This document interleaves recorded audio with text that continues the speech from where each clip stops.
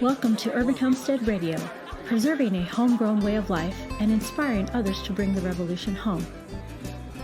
Thanks to the support of our sponsor, Lehman's. For over 60 years, they have provided practical, non-electrical tools, appliances, and home goods. When technology fails, their products will certainly work. Check out their website at lehmans.com. That's LEHMANS.com. Let's go down to the Urban Homestead, Pasadena.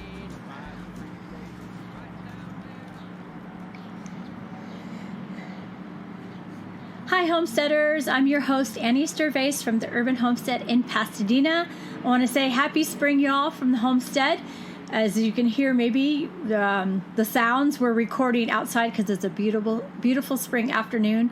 And so we have the sounds of the city and maybe the sounds of the homestead that will filter in through the background. So I have with me Justin, my brother Justin, to join me today talking about what's going on in the garden. And I'll maybe talk about, I will talk about what's happening at the homestead as well. So it's, like I said, it's spring. It's a beautiful day. It's a new season. And spring has definitely sprung here on the homestead here in SoCal. It is beautiful. The yard is just seems to grow overnight. It's full of flowers and the herbs are growing. So the scent of the herbs, the jasmines, the roses, the lavender, it's beautiful. And of course that means we're busy from sun up to sundown, and we haven't had time to record a podcast.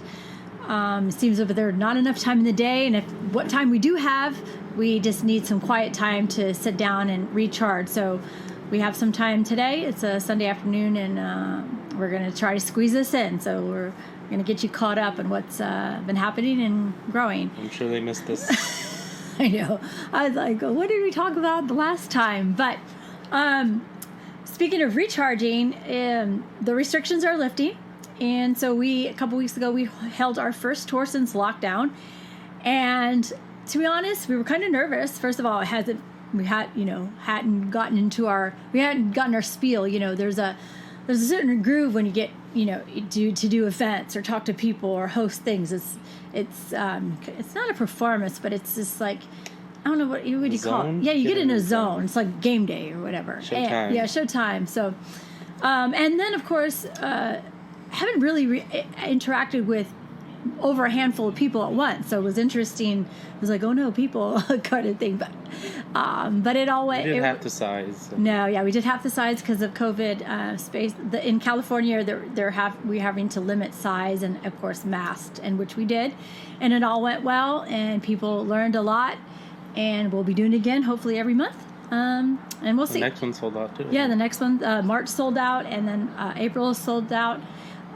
We're thinking because May is has 5 Sundays, we might do 2 in May, so we'll see. But just continue to check up on our Facebook and Instagram or sign up on our newsletter. I haven't really updated the homestead site, and I have to do that, so that's on my to-do list, well, along with many other things. But just keeping up with social things is a handful in itself. I don't know how people do it, farming and keeping up appearances online is quite a challenge. Anyhow, and then my sister Jordan will be hosting a in-person chicken class. If you're wanting to learn to raise chickens, that will be on April 22nd. That you can buy a ticket on our new website, urbanhomesteadsupply.com. That's our CSA Farm Box website, new Farm Box website, and it will also be putting the tour and workshop events on there, so you can buy tickets as well. So. And that's on the events thing. There's just so much going on. It seemed like everything exploded. Not only the plants exploded around us, but just life also exploded, with the restrictions lifting. Just seems like people just started emailing and coming back to volunteer. So it's been just super busy. And so we're just trying to catch up with everything on that. Planting, harvesting, preparing, packing, picking, just list goes on and on. Anyhow, so just on that front, what's going on in the garden, and tell us. I don't know where we left it. I kind of blanking where we left off, but I think we were talking about the new software switch or something. oh right, and then we did get Yes. some rain. I think we were dry. Now we finally did get some rain. We had Good one. I mean, literally, in the last 5 months, we literally had like 5 storms. I know it's been And it's pretty like dry. once. I mean, if you can count them on one hand, which is pretty sad. There's hasn't been a rainy season or a rainy No, week. There's a no. rainy day. Day, yeah. And then by the time the next week comes along, It's dry. It's dry. And I think it was like 2 weeks ago, it was 57 degrees on Wednesday. Bye. And by Sunday, it was was- 90. So it was a little bit of weather whiplash. We were sitting here by the heaters with the farm box day, with getting Next thing- frostbite, California Next we're cold. stripping off into it. Yeah. And then we're like, it's hot. So no, it's California weather, and we're not used to weather or period. rain. But the weather whiplash is a little crazy.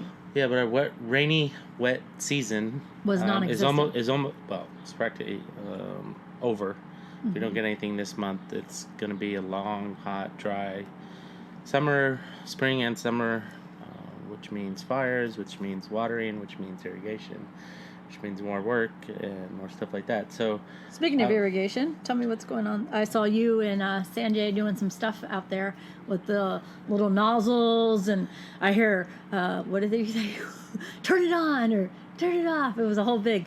well, not the original, but the setup I had, the T-tape I had gotten from a friend and set up over the long 40, 50 foot beds. Didn't quite, they worked for about 2 years, and then between the scissors and the shovels and the turnover, because it's a lot of turnover rates. Scissors, you meaning when we cut the greens in the garden beds, we cut the tape, right? Yes, it's Whoops. very thin. I mean, it's very thin. It's very thin irrigation thing, and it did work for 2 years, but over time it's sort of gotten, how do you say that? It's used or. Yeah. And then whenever we turned over a bed, then they got kinks and cuts and stuff like that. So, fortunately, Sanjay, our sir, volunteer, took over some of the, how do you say that?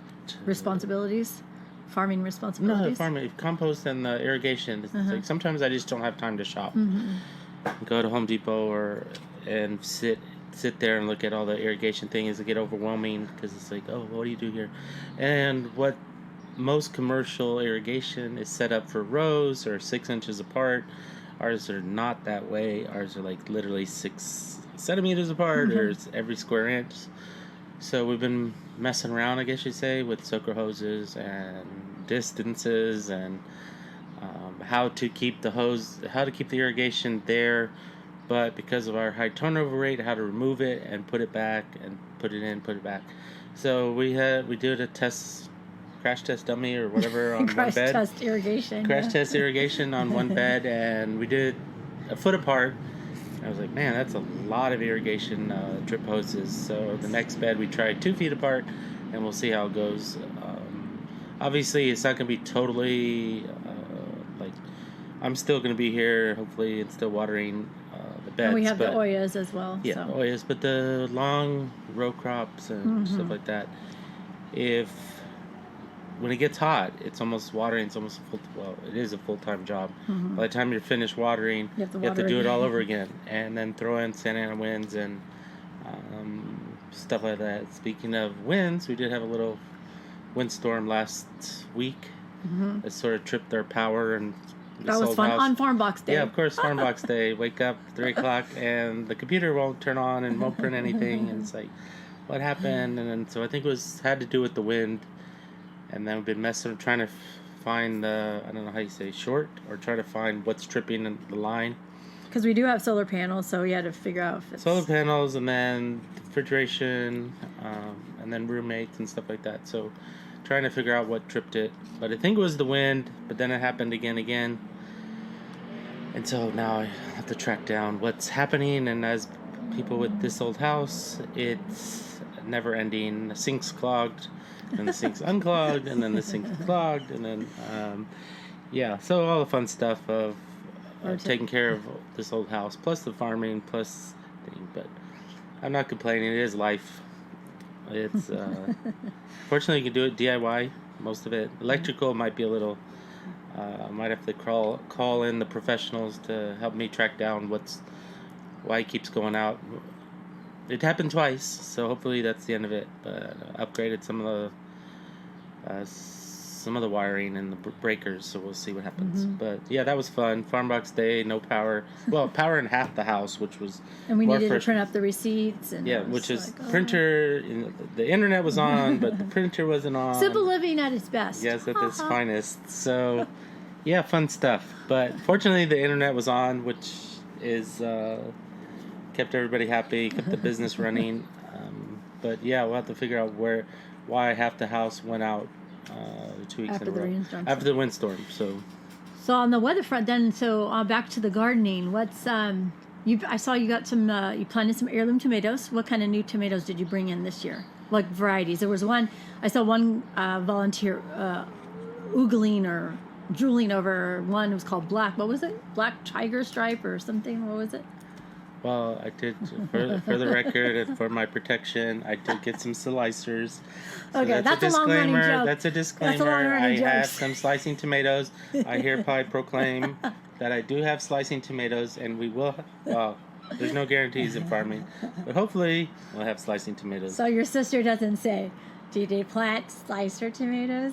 Yeah. Well, if So- you guys haven't turned it into the podcast, it's a running thing with Justin and myself. Is one year he planted so many tomatoes.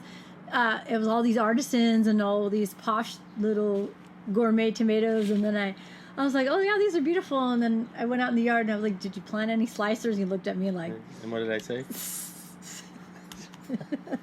He said, "Shut up." So yeah, I got some pineapples and slicers and zapotecs and whatever. One says 2 to 5 pounds, and I'll "Okay, believe so that when you're I like see- you're gonna give it to me. You're Yeah, like, now you're gonna have a slicer. one 5 Dang. 1 5-pound tomato at your service. You can last you a month, but no. Okay, no. Yeah, we got a shipment of Oyas in, so that's Oyas, available on our site. Yeah, so Urban Oyas, if you're not familiar with Oyas are a clay pot irrigation method that it's subsurface. The clay pots are not glazed, so the water seeps out. So it's an ancient method of irrigation we've been using for the last 15, 20 years. Actually, it was funny because I told the guy that when he came to deliver the Oyas, we get them from Fred, an acquaintance of ours in New Mexico. We're talking about like the history of Oyas and now how they're being used. They're in Home Depot. They're all over the internet now and things. And I was telling the story how I found them. It was on this rinky-dink, maybe I'm dating myself, but a rinky-dink GeoCities site when I did research it and then I researched who was actually making it and found this gentleman and his organization in New Mexico. And then I did a blog post, and that at that time, this was before Facebook and Instagram, and that blog post or whatever took the internet by storm, and now Oyas Yeah, are we shipped them everywhere. all over the world, Yeah. and then when Dad died, we sort of pulled down the website, the online store website, and now we relaunched it at urbanhomesteadsupply.com. Yeah. So you can find them there. We currently are not shipping them. You can pick them up though. Local pickup. There's a few left. If there's more demand, we'll get another shipment in. But they're lifesavers, especially in container farming and gardening up against the house. Like I said, if you've been following us, you know there is no guarantees in farming, but 4 peppers and an Oya in a pot, it's almost guaranteed to get you peppers. And I so. think I have that video of you putting the Oyas in the pots on Oh yeah, YouTube. the Farm Box customer said that came in handy. Yeah. And so. So yeah, it's you can check there it on up our on YouTube. channel. Yeah. So that helps with irrigation, but unfortunately, to do the whole yard, it'd be like $3,000 to $4,000 in Oyas. So a lot of it is hand watered, and a lot of it, we get the drip irrigation set up. It could help us out. Certain it doesn't work on everything, but it does work on thing. What else we got? Oyas, tomatoes. I went overkill on basil and peppers. Basil was so bad last year, I sort of overcompensated and got too much. Started too early, too fast, too soon. So the second batch did better than the first batch, and hopefully there'll be less mildew, which is one of the reasons for the drip irrigation for the basil.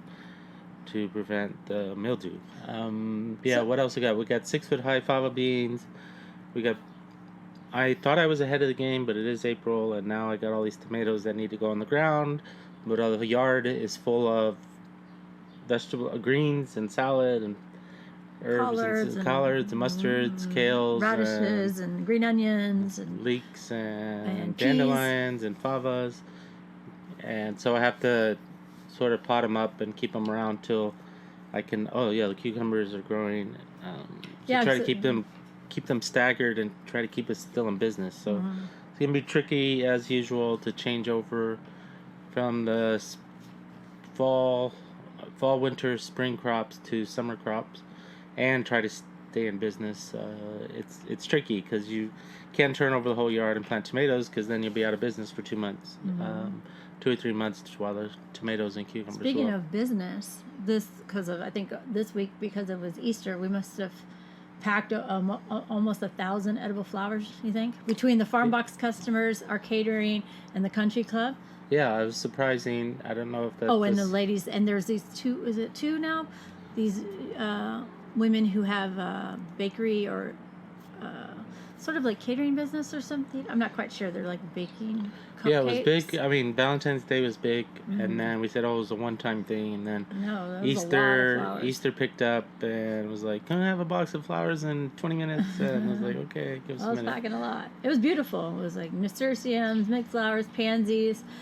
I'm looking over your shoulders. Like I said, we're outside enjoying the beautiful spring day, and I'm looking over Justin's shoulder and seeing the greenhouse in the distance, and it's like green inside. You looks like you have cuttings and baby plants going on in there. Is anything that greenhouse helped you get us jump on this year? Because it's the first time we've had a greenhouse. Proper greenhouse. Sorry, walk-in greenhouse. Walk-in proper greenhouse.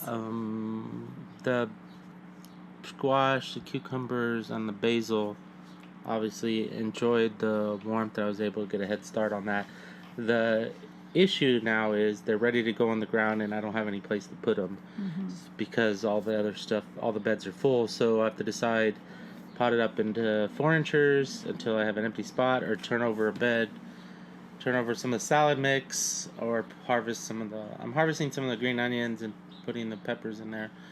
But it's always tricky around this time to keep the fall winter crops growing and putting in the summer stuff. So it's gonna be fun. It's gonna be interesting how that works. Yeah, and we got a couple new interns, volunteers, joined the program. So they've been a big help. They help tremendously because some of the I hate to use the word weeding, but it's basically pulling out plants that are growing where they shouldn't grow. Edibles, totally edible plants.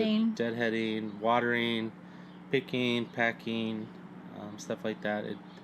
They help tremendously.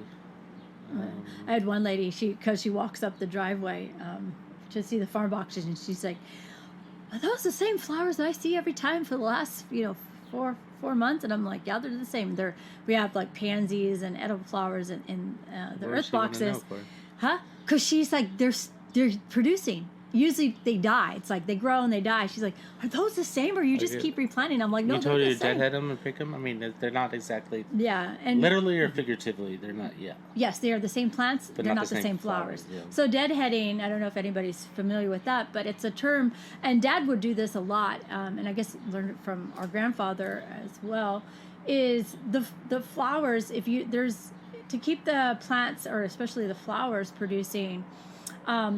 When the flowers die, and they're on the plants, and then they're trying to produce new flowers, seeds, and then the old flowers produce seeds. It's just a waste of energy. So if you want to keep that plant or the flowers going longer, it's called deadheading. So we go and we pinch off all the dead flowers in our free time. In our free time. That's what volunteers are for. And what they learned, they're like, "I didn't know what deadheading was," and it's an experience. It's a learning experience for them. Bunny or the turtle or whatever. Yeah, bunnies and turtles love that stuff. So. So it's we think, it's like second nature for us, but it's a new experience for them. So, and let's see what else. yeah, no, the tomatoes look beautiful. It's that golden hour of the afternoon. Everything's just. Oh, and the jasmines are blooming. It's like crazy. It's like in the evening. It just smells amazing. Went to Hahamunga Native Plant Nursery a couple weeks ago, and we got some native plants for the front yard hugel, and I'm really in love with this. Love with this plant, but it's called Woolly Blue Curl, and the smell is absolutely insane. It smells like vanilla, blueberries, bubblegum, citrus. It's amazing. And so I've just fallen in love with this plant, so I bought 2 of them. Hopefully they'll survive, because I've been told they're very picky when it comes to their roots. They like their roots dry, so hopefully we planted them in a dry place and they make it. But and then we got another one I liked was called Coyote Mint. That smells amazing as well. So I'm trying to get more into the natives and native herbs, native plants uses for doing stuff with that, because since I was little, loved herbs, and so I'm trying some new herbs this year. Yeah, but we still have lavender, quote coming unquote, out of our issues. brains. What Lots of happened lavender. was we've been selling to this one customer client, caterer for 27 years, and we would not grow specifically for them, but we knew what they wanted every week or every month or every year. So we planted heavily for them, and due to COVID, nobody could have parties, so they've been shut down for a year plus. And I texted the chef for the GM. They're not opening anytime soon, so we have literally a ton of lavender blooming like crazy. And they're huge. They're gorgeous. They're just It's kind of hard because, the annuals, you just don't plant them again, but the lavender is drought tolerant. The lavender is perennial. We have 3 or 4 or 5, 6 different kinds, and 'tis the season for lavender. So the local soap lady took a bunch, make soaps. The smudge sticks, made smudge sticks. She made hydrosol as well. So the Native Roots, Teresa, who does the soaps for the Farm Box program, she made lavender soap specifically with our lavender, and she also extracted some hydrosol with our lavender as well. So that was, we're pretty excited about that. I Just figure out lavender. what else to do with it, but it was sort of overplanted. Not overplanted, but I tried bath bouquets this season, or this year, this last weekend. This last week for the Farm Boxes. I did this little thing called bath bouquets, which sounded super cool. You can put it in your shower or in your bath. Just coming up with creative ways to use the herbs and all the stuff that's growing around here. We'll just got to decide if we should plant something else, but they're perennials. They look good right now, so Yeah, we'll and they're good. They don't need any care. Nothing bothers them, so they're gonna stay for a while. But some of the annuals that we're gonna talk about transplanting or not planting them due to new sales things. Let's see. So speaking of edible flowers, I'm sitting here at the table, and there's a jar of this gorgeous nasturtium vinegar. If you're following our Instagram, you maybe seen the post about it. So we take the nasturtium flowers, and I put them in a canning jar, and then pour white vinegar over it. And within hours, this was just done 2 hours ago, it's already turned or a beautiful orange color, and it's great for salad dressing. So it's a little homestead hack or homestead recipe to use up all the nasturtium flowers. Very simple. For salad dressings and things like that. So I'm making a bunch of that. Very, like I said, super simple. Don't have to cook anything. Don't have to mix anything. Just put flowers in a jar and pour vinegar over it. And in 2 hours, the white vinegar is turned into a gorgeous orange, and you can make salad dressings with that. So just doing things like that, just getting creative and using all the stuff. I mean, you could have a full-time herbalist, and you could have a full-time, I don't know, there's so many things that are just waiting to be tapped, and it's you could it's too many sometimes. For me, it's a little overwhelming. No. Just farm life is overwhelming. You Always gotta love what you something. do. So if you don't love it, then you're in the wrong business. Oh, But, we want to talk about the salad Chef O'Neill did for his. It was beautiful. yeah, well, they can't see the picture. they can't I don't know, see the maybe you can use picture. it as a. Maybe you can use it as the. Maybe or something, or I'll post it on Instagram.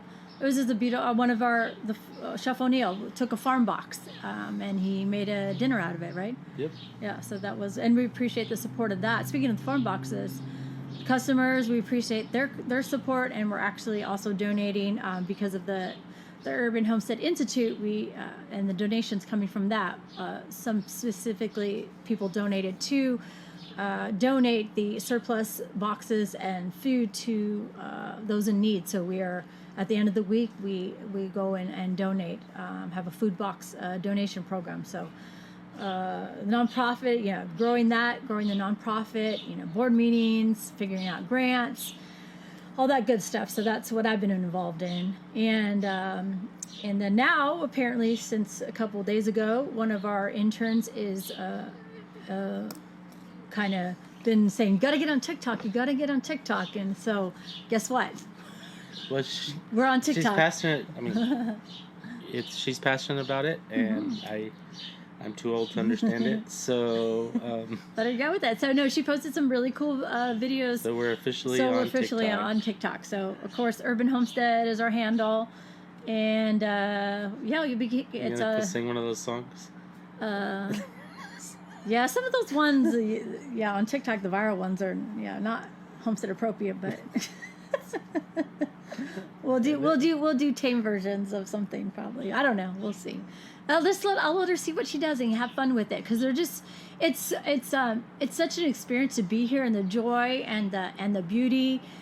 It's hard not to share it, but it's a challenge because it's like I'm in one tier of emails. Zone, yeah.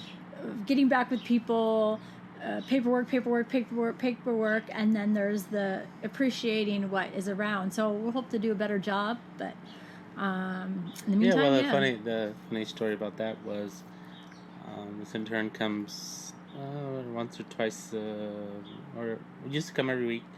Then COVID, now she's got to go back to work. But the funny story about that was we have a bird bath and a water, and the bird bath in the water, unfortunately, because of the lack of rain, the bees have been drinking. Like, literally, I fill up the bird bath, it's dry, I fill up the bird bath, within 10 seconds, massive bees, like not a swarm of bees, but a traffic jam of bees come in and land in there.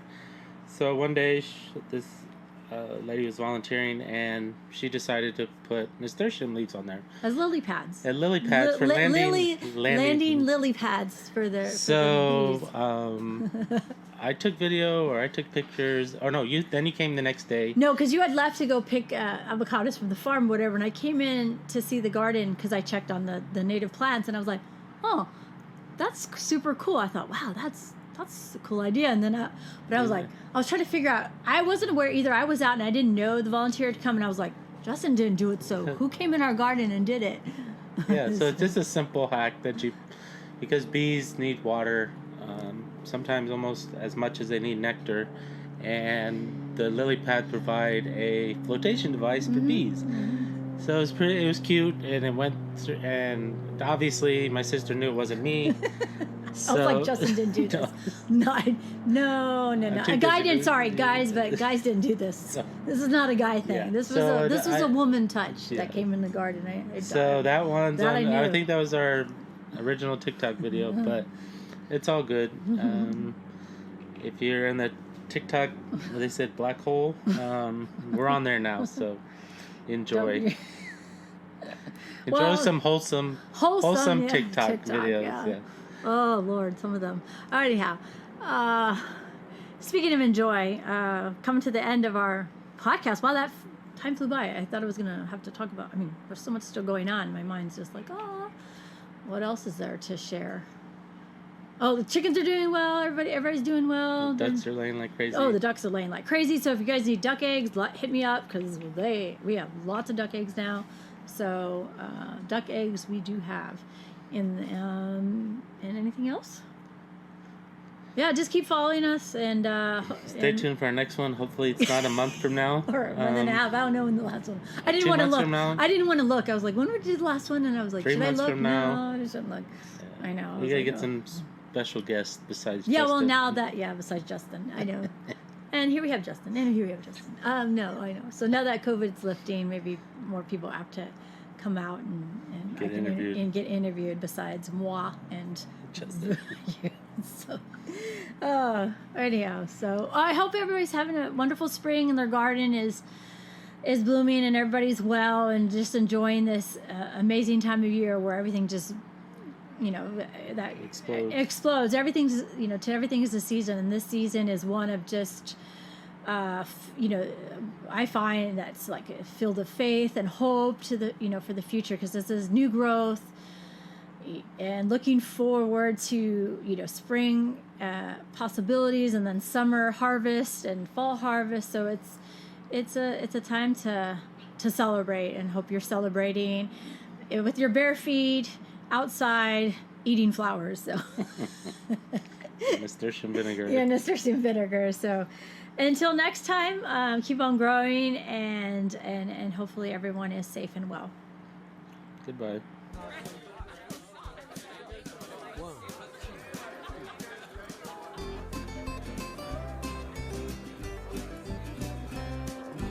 Let's go down to the urban homestead, Pasadena by the freeway. Right down. We love to hear your feedback or questions. Visit us at urbanhomestead.org to check out what's happening on the homestead. Follow us on Facebook, Twitter, Instagram, and YouTube. And until next time, keep on growing.